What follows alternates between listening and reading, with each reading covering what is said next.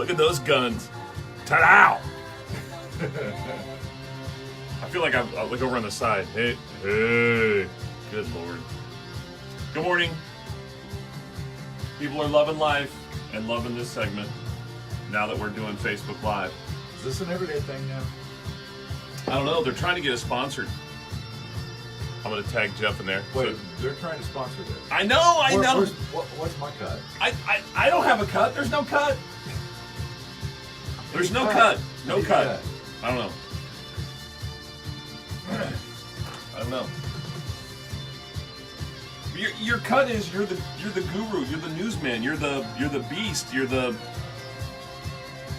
Are we getting ready to go? Yeah. I was at my friend's house last night in Oxford. He said you need to display this a lot more permanently. Yeah, prominently? Prominently. Yes. I think we should. I don't think Game on. I don't think it's game on. We got a 4-game series. You ready, Freddie? Yep. Now, back to the Wake Up Call with Phil Quinn.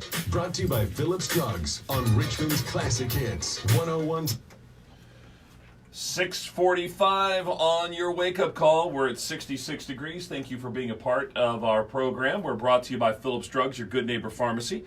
Checking us out, those of you on Facebook Live that are friends on my page, and we'll share it over to the points page if Jeff and I behave ourselves when the microphone's not on. Not always the case, but we do a good job of it, I think. Good morning, sir. How are you? Doing well, you? I'm good. So you want to start? You want to start the conflict, the wars now about Cubs versus Reds? You want to get started? GABP tonight, 4-game series kicks off, man. I got to figure out. So I think I'm going to try to go to the game tomorrow, but the weather looks so iffy today. I don't know if I want to go today because of potential storms in the afternoon or evening. Yeah. But tomorrow, oh man, beautiful. We could just, you know what we could do? You could ditch your little pizza gig. And you and I could just head down in the afternoon, hang out on the water, have a couple of beverages, then go to the game. Yeah, that'd go over like a lead balloon. You could just drop me off at a new house while you're at it.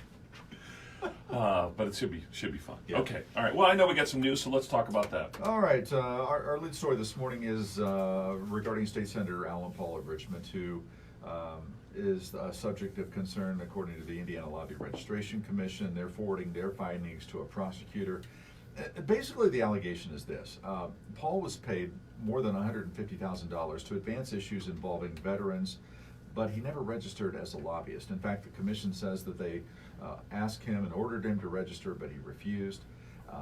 He has previously referred to himself as a consultant and not a lobbyist, but the end result could be a felony's charge.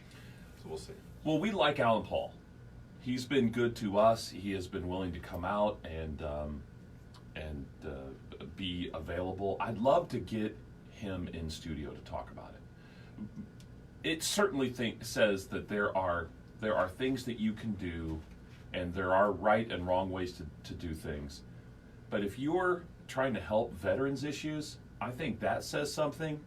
And whether you're a consultant or a lobbyist, and whether you wrote or filed the correct paperwork, isn't that just a fine? I mean, don't you just go, look, pay half of that back or something? Don't you think? I mean, I do. Just kind of. I mean, I just think that the more good that he has done versus this misstep is worth getting his side of that story. Yeah. And now that he's going to be charged or something like that, I don't know. If he's able to talk about it. Yeah, well, and he has been offered that opportunity, but has declined and has referred to basically his lawyer's advice. And I get it. So, yeah. Anyway. Yesterday, Wayne County Commissioners, they ordered the closure of the North 24th Street Bridge. That's the one just off of New Paris Pike there at the flashing light where it turns into Gar Road. Structural issues. Actually, the bridge is okay enough that cars could pass on it, but it's too badly damaged for trucks. So they decided just to close the thing. All right. It was supposed to be replaced in 2 years anyway. They're going to try to beef up that time frame. I was telling the guys over there in the other room, I hate that bridge. Why? I have a horrible memory of that bridge. Do tell. I used to live in Pleasant. Yes. And so I crossed that thing all the time. And one day I'm coming across it, and there's this kid, and he's standing on the railing of the bridge, or by the railing of the bridge, and he's holding this live black snake. I mean, a big old honking black snake. And he sees me coming, and he like lunges at my car window with it. freaked me out. Man, that still freaks me out. Ugh. Yeah, well, Anyway. were your windows up? You weren't like in the No, convertible it or was anything? hot out. It was hot So he's out. going to throw the snake into your car. He acted like it. Okay, well- I would have died. I wouldn't be standing here right now. I guarantee you. See, we have an update on the Lynn water situation. There was a leak yesterday that actually drained that water tower. Last night they found the leak. It was under US 27. They repaired it, and overnight here in the last several hours, the water tower has been refilling. So Lynn residents will have water today, but the boil advisory will remain in place for at least 24 hours. As you probably know, when there's a situation like that, it has to go under several layers of testing before they can lift the boil advisory. So that's kind of where we're at now. Connorsville is in much the same situation Richmond is in terms of massive repairs and renovations to their wastewater system mandated by the federal government. They got some bad news this week. They found out that the water flow is much higher than originally estimated. That means that the cost to repair it is going to be significantly higher now at $26.4 million. Federal government says that work has to be done by 2030. That's the same timeline for Richmond, by the way. And let's see. Let's end it with this. This is in Brookville. This lady walks into the bank, into the FCN bank down there, and she's on the phone actually with a scammer who has threatened her and told her she has to withdraw and send $9,700. Wow. So the bank calls the police. The police respond, and the scammer's still on the phone. And the police chief takes the phone, and the scammer doesn't know it's the police chief. He says that he is the caller or the lady's grandson, and that she's supposed to be sending him the money for a car. Right. And so essentially the police chief says, I don't think so, and the guy hangs up. But this lady was right on the verge of sending this guy Good $9,700. Lord. How do we get people to be smarter about that? I don't know. I mean, I don't know. I don't know. I tell my mom, she's at the Leland now, and I tell her, I said, if you don't recognize the number, don't pick it up. Just don't even answer it. Yeah. Hit the little mute button and silence your phone.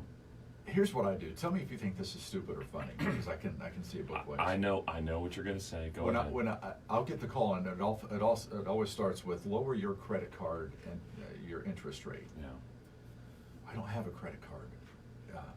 I pay it off monthly. I don't have it, so I know this doesn't apply to me right off the bat. So I just mess with them.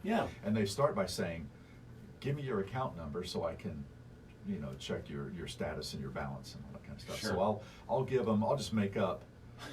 Oh my God. I'll make up 14 of the 16 numbers, and I'll just get them hanging in suspense for the last couple numbers, and then I'll just I'll see how long I can keep them on there. Well, the problem is, once you pick up the phone, that moves your number into another category of valid numbers where someone's willing to pick up. So you could be susceptible to more calls if you do that. If you ignore and or go through and block the calls, which is what I do, whether it's insurance or, hey, you need to send us you're in fault of taxes. That's usually what happens. Is I just block it, don't answer it, then block it if they have a voicemail, and then I try to stay off those lists. So you could be getting more of those calls than your fair share. But the satisfaction of you dorking with them is probably pretty good. Yeah. Back on this date, 1988, it's the very first Cubs night game. Who'd they play? I forget who they played. It was like San Diego or something. I don't remember, but I remember that. Yeah. So are we going to put a wager on this series? It's a 4-game series, right? No. What do you mean? I learned my lesson wagering on sports with you a long time Yeah. ago. I'm not going through that again. Well, we got to get ready for preseason football too. We got to get our predictions for Colts and Bengals regular season records. We got to do that. Yeah. But Wrigley South, otherwise known as Great American Ballpark, it's going to be lively. We're going to have some fun, and the Reds aren't in it, so I generally have fun with my fellow Reds fans. I mean, I had decades where we were terrible. And the Reds were great. So it's just my time. I understand. Okay. I don't hate you for it. So I got this other thing I want to tell you about briefly. I was at home yesterday evening, and I'm reading Consumer Reports. I'm a Consumer Reports guy. I love that stuff. And they're talking about what cable packages are doing to try to keep you from cutting your cable. Well, it's not selling me. I pay about $200 in cable and Netflix if you combine those. And so I've been trying to figure out how to cut the cable. And I'm going through, have you ever heard of Fubo TV? Yeah, a little bit. Okay, Philo, yeah, the Hulu, and that sort of stuff, fine. YouTube TV has cable packages. So I have been scared to pull the trigger, and now I think I'm ready.